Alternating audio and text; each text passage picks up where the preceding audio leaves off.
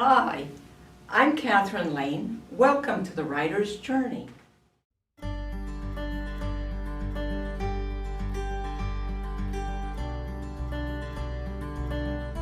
Kathryn Lane, author of Waking Up in Medellin, the first book in the Nikki Garcia thriller series. In all my travels around the world, I've come to realize that every one of us is an aspiring author. I've lost track of how many people have approached me and asked, what does it take to be a writer? Being a writer is like being on a journey.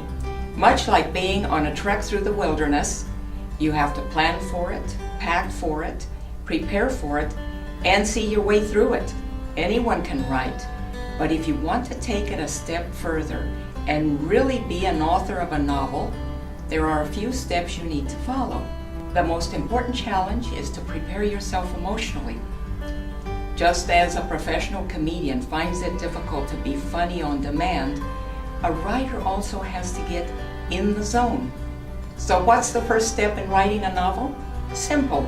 Start writing. Every story starts in the head. Unfortunately, most stay there. The writer's job is to get it from here to paper. Whether your story is about an eccentric aunt, a childhood incident, or a science fiction saga because you grew up with Star Wars, just start writing. One of the most daunting tasks of a writer is to face a blank computer screen.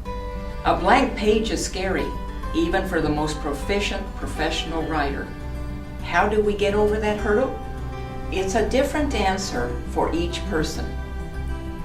Find your motivation and treat it like any other important task. You wake up early each morning to get to work, because if you don't get there, you'll lose your job. Your writing must be equally important. The next step in your writer's journey is to decide who's telling the story. Everything stems from here. Is it a memoir, science fiction, romance, mystery, self-help? The voice of your book is important. Is it in the first person, such as, I saw him enter the room, or in the third person, she saw him enter the room?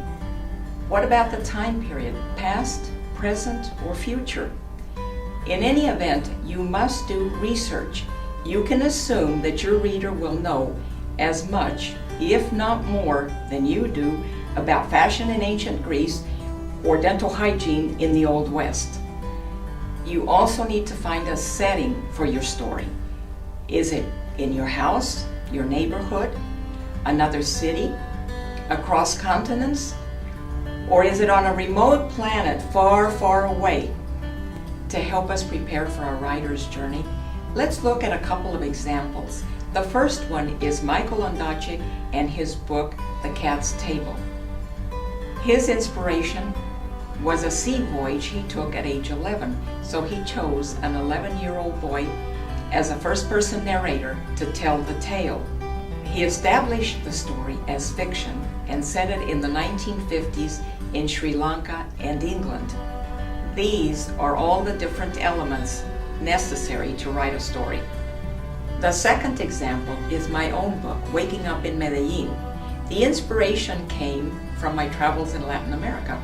One day, this fictional character by the name of Nikki started talking to me, and my brain took off with the story. Just like John Grisham, who is an attorney and writes about lawyers, my own career as an international finance person with an auditing background provided a backdrop for Nikki's story. It's written in Nikki's voice. In other words, everything is seen through Nikki's eyes as she uncovers a sinister plot set in present-day Colombia.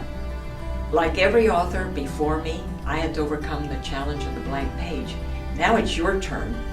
I hope you have all the equipment necessary to start writing. Good luck!